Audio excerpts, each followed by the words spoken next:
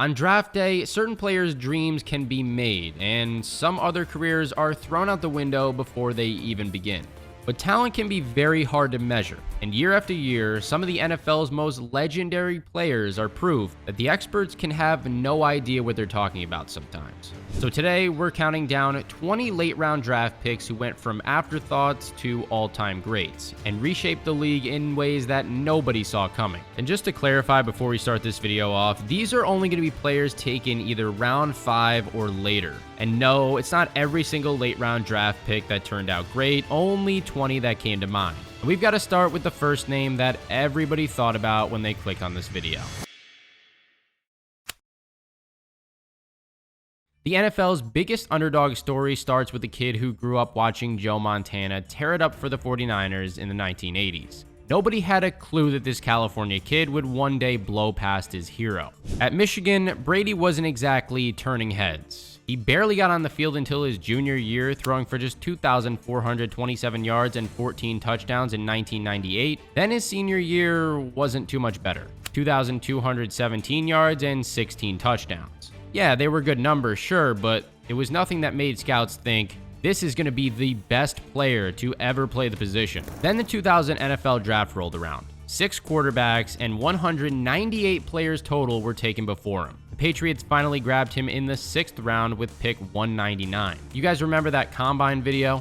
Brady looked really skinny and awkward, running that painful 5.28 40-yard dash. Yeah, that became legendary for all the wrong reasons. Then he had his rookie year where he was basically non-existent. He had 1 completion in just 3 pass attempts. That's literally it, because Drew Bledsoe was locked in as the starter. But everything changed when Bledsoe took that hit against the Jets in 2001. Brady stepped in, and while he wasn't lighting it up right away, the Patriots just kept winning games. Their defense carried them all the way to Super Bowl 36 against the greatest show on turf, Rams. Nobody gave New England a shot in that game, but we all know what happened next.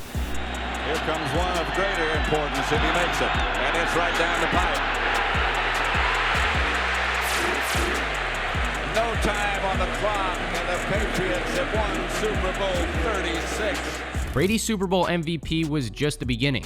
7 rings, 5 Super Bowl MVPs, 3 league MVPs, that perfect 16-0 regular season in 2007 when he threw 50 touchdown passes, the crazy comeback against Atlanta in the Super Bowl, those battles with Peyton Manning that we watched for all those years, from Michigan backup to the greatest to ever touch a football, all because some skinny kid from the 6th round refused to believe what the experts said about it. Now, it's going to be hard to beat Brady at pick 199, but Brock Purdy is another big draft story. From Mr. Irrelevant to Super Bowl starter in 2 years, you really can't write a better script than that. Keeping the irrelevant tradition going, I'm here with my daughter Alex, 3rd generation of irrelevance, and we've saved the best till last. So we're going to put it all on red, 49er red, with the 262nd pick in the 2022 NFL Draft. The San Francisco 49ers select Brock Purdy, a quarterback from Iowa State. I guess saving one of the best until last is one way of putting this, but nobody could have expected it at the time. See, at Iowa State, Purdy was solid, yeah, but nobody thought he'd be an immediate starter. He led the Big 12 with 3,982 yards in 2019, throwing 27 touchdowns against 9 interceptions, and his final college season produced 3,188 yards with 19 scores. Then injuries hit San Francisco in his first year like a truck. First, Trey Lance went down. Next, Jimmy Garoppolo. Suddenly, the last pick in the draft was starting for a Super Bowl contending team. Purdy shocked everybody, leading the 49ers to the NFC Championship game before suffering an injury. He finished 3rd in Offensive Rookie of the Year voting and earned a team captain status heading into 2023. His 2nd season, the dude was MVP caliber. 2nd and 12, back to the air, Purdy looking end zone, Brandon Ayuk! Purdy throwing, it's caught. Pressure. Deep. Caught. Samuel. Play action. Purdy. Pressure coming late. Throws to McCaffrey. McCaffrey twisted to the goal line and in for the touchdown. He threw for 4,280 yards and 31 touchdowns while leading the NFL in yards per attempt and passer rating at 113. He also took the 49ers all the way to the Super Bowl, going toe-to-toe with Patrick Mahomes. 1 second on the play clock. 2nd and 9. Purdy's pass. Caught. Jennings did it! The 49ers fell 25-22 in overtime. But if anybody still had questions, they were answered in that game. This guy proved that he belonged in the league. Okay, so the 2024 season brought him back to earth a bit. His numbers dropped to 3,864 yards with just 20 touchdowns, but there were a lot of injuries. I mean, Christian McCaffrey missed most of the year, so did Brandon Ayuk, and Deebo Samuel wasn't exactly performing as a wide receiver one. But going from the very last pick to a Super Bowl appearance faster than almost any quarterback in history, that's a story that'll be told for years to come. But guys like Brady and Purdy are the obvious examples here, but late round steals have been around as long as the draft itself, so let's turn back the clock a bit. Talk about an unusual path to the NFL. Before Joe Klecko became a Jets legend, he played semi-pro football under a fake name, Jim Jones from Poland University, just to keep his college eligibility intact. Temple's equipment manager spotted him playing for the Aston Knights and immediately told head coach Wayne Harden to check him out. Harden watched Klecko play for exactly 1 quarter before offering him a scholarship. At Temple, Klecko was dominant. He led the Owls in tackles for 3 straight seasons from 1974 to 1976, and in 1 game against Delaware in 1973, he racked up 15 tackles and 5 sacks. That could be a full season of stats for some guys. But despite his college dominance, NFL teams, they weren't exactly sold. The Jets finally grabbed him in the 6th round of the 1977 draft, 144th overall. What followed was one of the most versatile defensive careers that we have seen in NFL history. Klecko became the only player to ever make the Pro Bowl at 3 different positions: defensive end, defensive tackle, and nose tackle, which is absolutely insane versatility. He was the heart of the Jets' famous New York Sack Exchange defense alongside Mark Gastineau. In 1981, Klecko led the NFL with 20.5 sacks and earned first-team All-Pro honors. The Jets eventually retired his number 73, and after years of being overlooked, Klecko finally got his gold jacket in 2023 when he was inducted into the Pro Football Hall of Fame.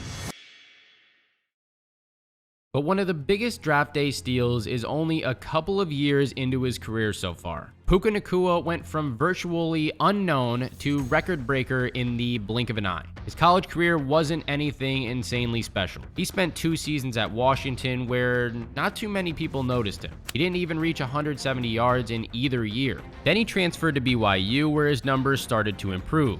805 yards and 6 touchdowns in 2021, and 625 yards with 10 total scores in 2022. There's actually some really great footage of Rams head coach Sean McVay behind the scenes during the 2023 draft, getting all fired up while convincing his staff to take the chance on Nacua. Take the whole draft. This guy can be a functional piece of an offensive operation. You know, we got the guy you got a vision for.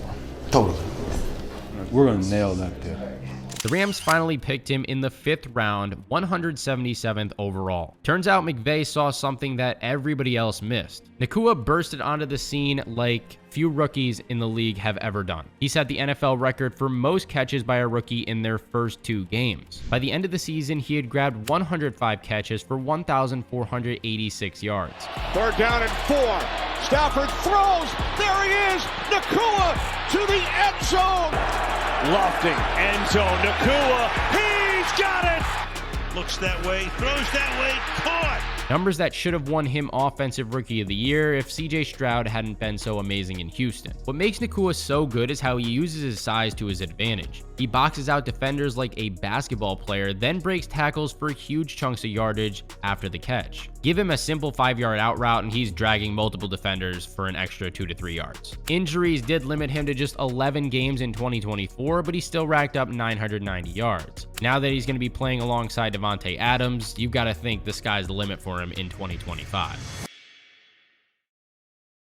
Speaking of size advantages, how about a 6'8" wide receiver in an era where defensive backs averaged about 6 feet tall? That's the physical mismatch that Harold Carmichael created every single Sunday. Carmichael's path to NFL greatness started when he walked on at Southern University. His incredible height made him a natural multi-sport athlete. He played center on the basketball team and threw javelin and discus in track. On the football field, though, that's where he really found his home at wide receiver, earning all-conference honors as a senior while also sharing the field with future Hall of Famer Mel Blount. The Eagles took a chance on Carmichael in the 7th round of the 1971 draft, pick 161 overall. By his 3rd season, he had turned into the NFL's most productive wide receiver, leading the league with 67 catches for 1,116 yards in 1973. His best game that year came against the St. Louis Cardinals in week number 5. 12 catches, 187 yards, and 2 touchdowns, just dominating smaller defenders. He was ridiculously consistent too. He set an NFL record with 127 straight games with a catch from 1972 to 1980. For nearly a decade, he was one of the most reliable targets in football. By the time he retired, Carmichael had piled up 590 catches, 8,985 yards, and 79 touchdowns. He went to 4 Pro Bowls and earned a spot on the NFL's all-decade team of the 1970s. Some players just have a knack for one of the most game-changing plays in all of football, the strip sack. Nobody in NFL history did it better than Robert Mathis, a 5th-round steal who terrorized quarterbacks for 13 seasons. At Alabama A&M, Mathis was a one-man wrecking crew. During his senior year in 2002, he set a Division I AA record with 20 sacks and 10 forced fumbles. His college career numbers are crazy: 221 tackles, 44 sacks, and 20 forced fumbles in just 39 games. Despite putting up those eye-popping stats, Mathis still fell to the Colts in the 5th round, 138th overall in the 2003 draft. Teams were worried that he only was looking good because he was playing against weaker competition. Man, they were dead wrong. Mathis made his mark in the NFL right away. By his 2nd season, he led the league with 6 forced fumbles. The next year, he did it again with 8, and in 2013, he topped everybody with 10 forced fumbles. The guy just had a gift for knocking the ball loose from quarterbacks. His 54 career forced fumbles is still the NFL record to this day. Add 123 sacks onto that, and you are looking at one of the most disruptive defensive players ever. Playing alongside Dwight Freeney, Mathis formed half of the NFL's most feared pass rushing duo. The Colts defense was built to play with the lead, letting Mathis and Freeney pin their ears back and hunt down quarterbacks. When Peyton Manning put up points on the board, opposing quarterbacks knew it was coming, and they still couldn't stop it. And here's another guy who is a good advert for consistency. At Alcorn State, Driver wasn't exactly making headlines. His production grew each season, starting with 12 catches in his first year before taking off in his final year with 55 receptions for 1,128 yards and 10 touchdowns. Those numbers were solid, but they didn't create much buzz coming from the SWAC conference. The Packers finally grabbed him with the 213th overall pick in the 1999 draft, way down in the 7th round. Just another late round flyer on a small school guy, you probably think, right? Wrong. Driver would become one of the most reliable targets Green Bay has ever seen. What made him special wasn't crazy speed or the highlight reel catches, though he did have some of those too. His game was just built on consistency, toughness, and somehow always finding the open space in the defense. No matter how tight the coverage was, Driver got open. The numbers speak for themselves: 10,137 career yards, 61 touchdowns, 4 Pro Bowls, and a Super Bowl ring to show for it. But the stats don't show his fearlessness going across the middle or how durable he was across his 14 NFL seasons. One of his biggest plays came against the 49ers in 2010, a 61-yard catch and run that was just amazing to watch. With protection wide open is Donald and Driver, and he pitches it off, gets away, and is into the end zone. A touchdown for Driver.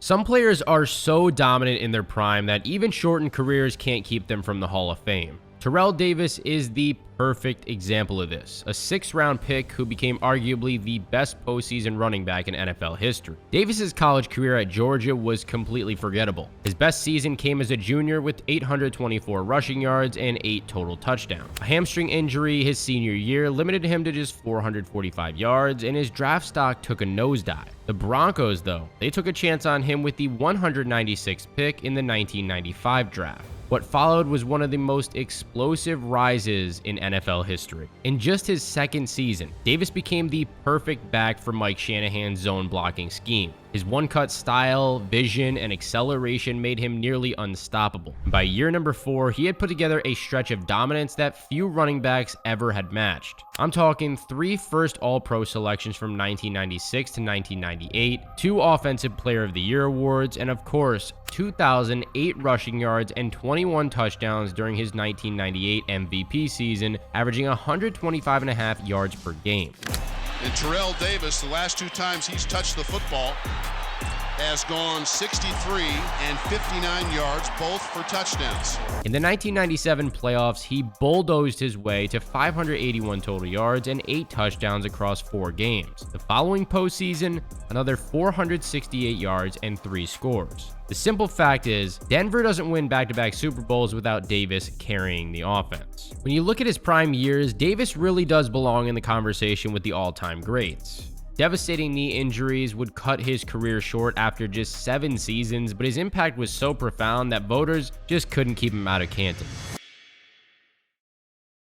Now let's talk about a guy who a lot of people felt was too small to succeed in the NFL, Zach Thomas. At Texas Tech, Thomas was a tackling machine, and his college resume was super impressive. Unanimous first-team All-American, Big 12 Defensive Player of the Year, and Butkus Award finalist. But despite all that production, NFL scouts just couldn't get past his size. Thomas fell to the 5th round in the 1996 draft, where the Dolphins grabbed him 154th overall. Thomas immediately made teams regret passing on him. His rookie year was very eye-opening. 154 tackles, 2 sacks, 2 forced fumbles, 3 interceptions, and a pick 6. He came in 2nd for Defensive Rookie of the Year and was just getting started. What made Thomas so special was his football IQ. He read plays faster than almost anybody in the league, which let him overcome not being the biggest guy out there. Dolphins fans could always spot him on the field with that trademark neck roll collar that he wore during his whole career. By 1998, Thomas became an elite defender, finishing 3rd in Defensive Player of the Year voting with another complete season. 137 tackles,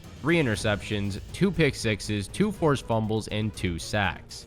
What a remarkable play by number 54. There's nobody in this league that likes playing football any more than Zach Thomas. Throughout his career, Thomas led the NFL in tackles twice. He went to 7 Pro Bowls, earned 5 All-Pro first-team selections, and made the All-2000s team. After 12 seasons with Miami, he spent his final year in Dallas, still racking up 94 tackles at the age of 35. Thomas ended up being inducted into the Hall of Fame in 2023, which was the perfect ending to his underdog story. Before we knew about the devastating effects of head trauma in football, there was Mike Webster, nicknamed Iron Mike for his legendary toughness and durability. One of the things he loved to do was during the cold weather days is come out in no sleeves. To him, that was intimidating to those guys that didn't like to be in the cold weather.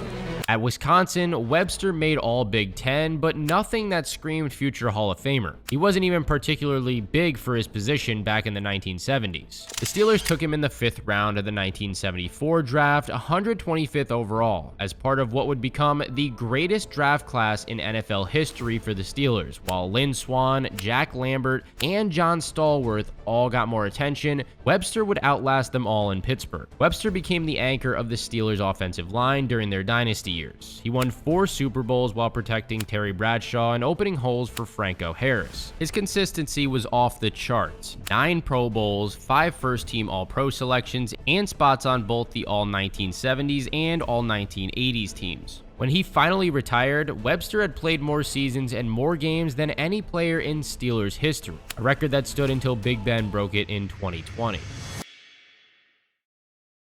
When teams passed on Richard Dent in the 1983 draft, they overlooked a simple truth. Production is production, regardless of school size. At Tennessee State University, Dent was absolutely dominant, piling up 39.5 career sacks, including a single-game record of 4.5 sacks in 1982. He was a 3-time All-American and finished with 158 tackles and 6 fumble recoveries. But coming from an HBCU in the early 1980s meant that many scouts just didn't take his numbers seriously. So Dent fell all the way to the 8th round, where the Bears finally grabbed him 203rd overall. Chicago got way more than a typical 8th rounder with this pick. Dent played in every game as a rookie, and by his second season, he was terrorizing quarterbacks across the league with 17.5 sacks. He followed that up with 17 more in 1985, leading the entire NFL. The 1985 season showed Dent at his absolute peak. As the main pass rusher on maybe the greatest defense in history, he helped the Bears steamroll through the league. In 3 postseason games, Chicago's defense gave up a total of 10 points with 2 shutouts. In Super Bowl 20, Dent took over with 1.5 sacks and 2 forced fumbles against the Patriots, winning MVP honors in the Bears' 46-10 win. Speaking of elite pass rushers found in the later rounds, Kevin Greene's path to the NFL was even more unlikely. He didn't even crack the starting lineup until the end of his senior year at Auburn. Greene originally tried walking on as a punter in 1980, and when that didn't work out, he tried again in 1983 and made the team as a defensive player. By his senior year, he had turned into a force, leading the SEC with 11 sacks and winning the conference's Defensive Player of the Year award. Despite that success, Greene lasted until the 5th round of the 1985 draft, where the Rams took him 113th overall. Just like many other pass rushers, Greene needed time to develop. He played mostly on special teams as a rookie, the only season in his career that he ended without a sack. By his 4th season, Greene had transformed into one of the NFL's premier pass rushers, recording 16.5 sacks. In the 1988 season finale against the 49ers, he exploded for 4.5 sacks in a win that got the Rams into the playoffs. What followed was one of the most consistent pass rushing careers in NFL history. Greene recorded double-digit sacks 10 different times, including 5 seasons with 14 or more sacks. He led his team in sacks an incredible 11 times while playing for 4 different franchises: the Rams, Steelers, Panthers, and 49ers. Greene won the sack title twice, in 1994 and 1996, and made 5 Pro Bowls with 3 different teams. By the time he retired after the 1999 season, he had piled up 160 career sacks, which is 3rd most in NFL history if you're only counting official sacks. His relentless motor and technical skills earned him a spot on the NFL's All-Decade team of the 1990s, and in 2016, Greene finally got his golden jacket when he was inducted into the Pro Football Hall of Fame. The modern NFL tight end can pretty much be traced directly back to Shannon Sharpe, a 7th round draft pick who completely changed how we look at the position today. At Savannah State, Sharpe put up numbers that should have made scouts drool: 192 catches, 3,744 yards, and 40 touchdowns. But playing at the Division II level meant that those stats came with an asterisk for most teams. Plus, at 6 feet 2 inches tall, they thought he was a little too small for tight end and too slow for wide receiver. But the Broncos took a chance on Sharpe in the 7th round of the 1990 draft. His first 2 seasons, they weren't anything special, just 29 total catches. But by 1992, Sharpe had made his first Pro Bowl. The following year, he blew up with 995 yards and 9 touchdowns. What followed was one of the most productive tight end careers ever. 815 catches, 10,060 yards, 62 touchdowns, 8 Pro Bowl appearances, 4 first-team All-Pro selections, and 3 Super Bowl rings. And he was one of the best trash talkers ever. Legend has it he would call out opposing players' girlfriends' phone numbers to throw them off their game. And he famously pretended to call the president on the sideline during a blowout win over New England. President, we need a National Guard. We need as many men as you can spare because we are killing the Patriots.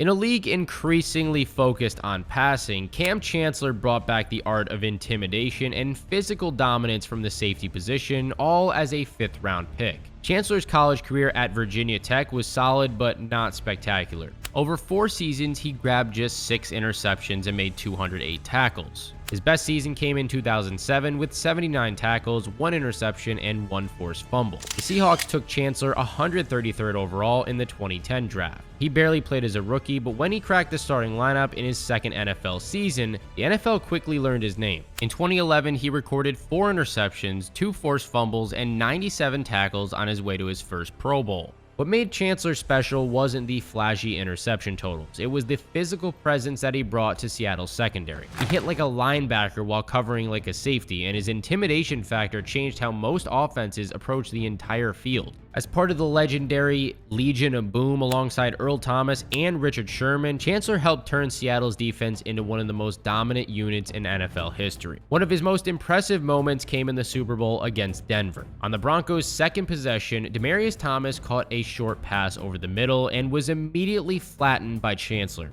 That hit right there set the tone for Seattle's 43-8 demolition of Peyton Manning's record-setting offense. Very few players in NFL history have combined such insane production with such a controversial career path as Antonio Brown did. A 6th-round pick who, for a while, was at the very top of his position. At Central Michigan, Brown showed consistent production across 3 seasons. As a freshman in 2007, he topped 100 catches and 1,000 yards. His numbers stayed consistent in his sophomore year, 998 yards, 7 touchdowns, before peaking in his junior year with 1,198 yards and 9 touchdowns. The Steelers grabbed Brown in the 6th round of the 2010 draft, 195th overall. His rookie season was quiet, just 16 catches for 167 yards as he learned the NFL game. Then came 2011, where Brown broke out with 69 catches for 1,108 yards and earned his first Pro Bowl nod. This also kicked off what would become one of the most remarkable 6-year stretches by any receiver in NFL history. From 2013 to 2018, Brown was arguably the most unstoppable offensive force in football. During that span, he piled up 9,145 yards and 67 touchdowns while being named first-team All-Pro 4 different times and leading the league in receiving yards twice. When you got that ball in your hands like a video game. Throws it deep downfield. Oh, what a grab! He relied on perfect route running, incredible footwork, and an ability to create separation at the top of his routes. Simply put, he was always open, making him Ben Roethlisberger's most reliable target year after year. While off-field controversies eventually overshadowed his on-field brilliance, you could argue that for half a decade, this 6th-round draft pick was on pace to challenge Jerry Rice's numbers. Great cornerbacks typically need years of technical development to master their craft. Richard Sherman, a 5th-round draft pick who had only recently switched over from wide receiver, completely rewrote that timeline. At Stanford, Sherman started his career as a receiver before moving to cornerback for his final 2 seasons. His stats were solid but unremarkable. 62 tackles and 2 interceptions in 2009, followed by 50 tackles, 4 interceptions, and 2 forced fumbles in 2010. Scouts saw a player who still looked raw in coverage despite his natural tackling ability. The Seahawks took Sherman in the 5th round of the 2011 draft, 154th overall, viewing him as a project that they could develop. As a rookie, he showed promise with 4 interceptions while still learning the position at the pro level. Then came 2012 and 2013, 2 seasons that rank among the greatest cornerback performances in NFL history. According to Pro Football Reference's approximate value statistic, which is designed to give a number on how impactful a player was for their team, Sherman was the most valuable player in the entire league during both years. Not just the best cornerback, the best player, period. At 6 feet 3 inches tall with exceptionally long arms, he could disrupt passes even when receivers had a step on him. Most importantly, he studied offensive tendencies obsessively, allowing him to anticipate routes before they were even developed. He knew the subtle visual cues receivers would give when the ball was coming their way, head turns, eye movements, body positioning, and exploited them all perfectly. Hey, another day, another opportunity to be great, another opportunity to show who you are. Rodgers steps up, looks downfield, got a man in the end zone. The ball is picked up. Richard Sherman on coverage the whole way, reaches up and snatches it out of the air for the interception. For a few years, Sherman was locked in a debate with Darrelle Revis about who deserved the title of NFL's best cornerback. 5 Pro Bowls, 3 first-team All-Pro selections, and a spot on the All-2010s team later, Sherman had built a Hall of Fame resume from the 5th round. When we talk about players overcoming physical limitations, Jason Kelce is perhaps the most remarkable example in modern NFL history. A 6th-round center who became an all-time great despite being significantly undersized for his position. Kelce's college journey at Cincinnati wasn't straightforward at all. He started off as a linebacker before a coaching change made him switch to offensive line. This position change basically reset his development, forcing him to learn an entirely new skill set halfway through college. Missing the 2008 season on top of that meant that Kelce never really established himself as an elite offensive line prospect. The Eagles took a chance on him in the 6th round of the 2011 draft, grabbing him 191st overall though. Scouts wondered if he could really hold up against massive NFL defensive tackles. What followed was a perfect example of using athletic advantages and technical precision to overcome physical disadvantages. Kelce started right away as a rookie and kept improving his craft year after year, and by his 4th season in 2014, he had earned his first Pro Bowl selection. Then from 2017 through 2023, Kelce reached heights that few players ever do. During this 7-year stretch, he was named first-team All-Pro 6 times, a level of dominance that hardly any player in NFL history has achieved at any position. He is by far the best in the league. He's done it at a high level now for 12 years. He has a special body. He can move like a tight end like his brother. I give him credit. Jason, you're more athletic than Travis. Kelce had a rare combination of athleticism, processing speed, and technical precision. And since he just couldn't overpower defenders with his size, he relied on leverage, positioning, and his ability to make blocking adjustments at the line of scrimmage. He was perfect for Philadelphia's offense, leading the team to its first Super Bowl victory after the 2017 season, and he was also a main reason why the tush push became so popular and is still popular to this day. The jump from college to the NFL is huge for most wide receivers, but for Stefon Diggs, it showed how a player's college stats sometimes hide their true potential. At Maryland, Diggs never put up huge numbers. His best season came as a freshman with 848 receiving yards, and his final college year produced just 792 yards and 5 touchdowns. Those modest stats, plus concerns about his small frame, really pushed him down draft boards. The Vikings finally took Diggs in the 5th round of the 2015 draft, 146th overall. His rookie season showed promise, 720 yards and 4 touchdowns, but it wasn't until his 4th season in 2018 that Diggs really broke out, topping 1,000 yards for the first time. After back-to-back 1,000-yard seasons in Minnesota, Diggs' career reached new heights when he was traded to Buffalo in 2020. Clicking immediately with Josh Allen, Diggs led the entire NFL in both receptions with 127 and receiving yards with 1,535, transforming Buffalo's passing attack overnight. Here's Allen throwing, man down, Diggs got it inside the 10, Diggs to the goal line, and in for the Buffalo touchdown. Allen, deep shot, touchdown! During Buffalo's 2020 playoff run, he delivered when it mattered the most, 128 yards against Indianapolis, 106 against Baltimore, and 77 in the AFC Championship loss to Kansas City. In 2024, Diggs took his talents to Houston, where he quickly became one of CJ Stroud's favorite weapons. Before tearing his ACL in week number 8, Diggs had racked up 47 catches and was on pace for another 1,000-yard season. Now heading into 2025 with a fresh 3-year, $69 million contract with the Patriots, he's going to look to build chemistry with Drake May, who looks like he might be the real deal.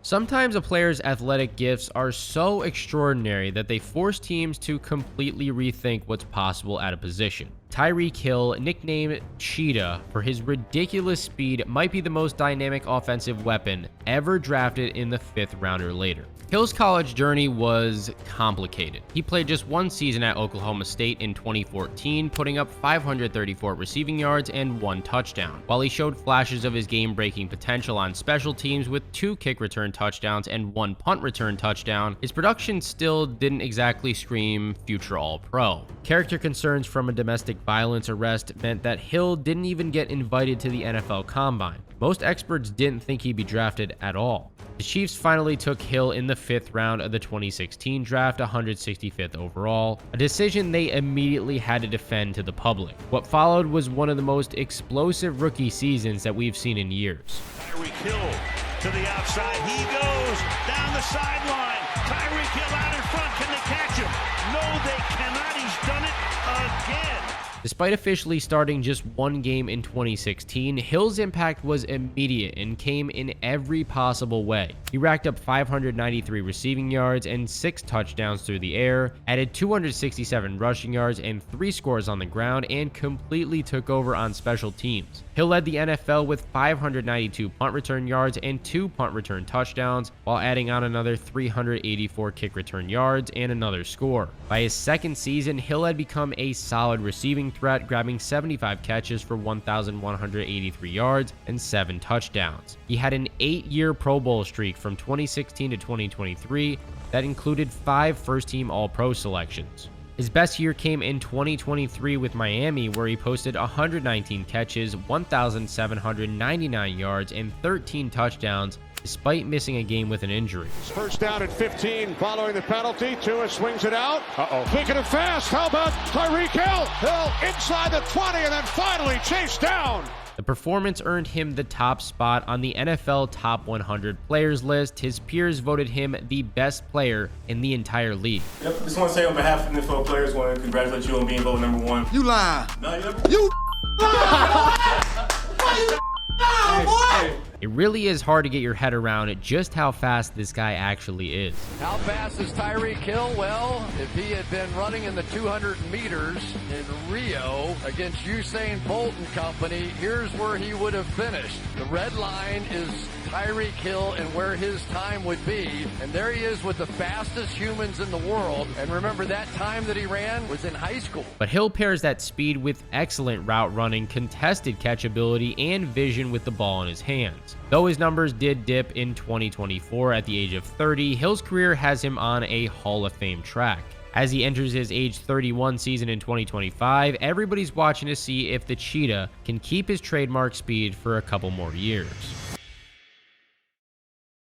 While some tight ends specialize as receivers and others as blockers, George Kittle, a 5th-round selection, became elite at both, completely redefining what's possible at the position in today's NFL. At Iowa, Kittle's production was kind of underwhelming. His best college season gave him just 314 yards and 4 touchdowns in 2016. The 49ers took Kittle in the 5th round of the 2017 draft, 146th overall, mainly viewing him as a blocking tight end who might catch a few passes here and there. But even as a rookie, while only starting 7 games, Kittle showed flashes with 515 yards and 2 touchdowns. Then came 2018, the season that announced Kittle as a revolutionary force at the position. He exploded for 1,377 yards and 5 touchdowns, including several dominant performances. His Week 14 game against Denver was especially memorable. 7 catches, 210 yards, and a touchdown in a 20-14 victory. He's looking to throw. There's Kittle wide open. Kittle in Denver territory. Kittle is gonna go! He creates mismatches in the passing game with his size and athleticism, but he's also basically an extra offensive tackle in the run game. Throughout 8 seasons, Kittle has piled up 7,380 yards and 45 touchdowns while making 6 Pro Bowls. He's consistently been named either first or second team All-Pro, though he was narrowly beaten out for first team honors by rookie sensation Brock Bowers in 2024. He's also got an infectious personality that has made him a fan favorite across the league. Whether he's cheering at WrestleMania or explaining National Tight End Day to Peyton Manning, he approaches football with a combination of elite competitiveness and genuine joy. And when he can make catches like this, Time to find George Kittle. Oh, amongst so many bodies, he ripped it away. you've got to believe he's the defense's worst nightmare. From some insane underdog stories to completely unexpected Hall of Fame careers, these late round picks just go to show you that you can never really predict greatness. But I want to know what you guys think in the comment section down below. Who do you think was the best late round steal from 2024's draft?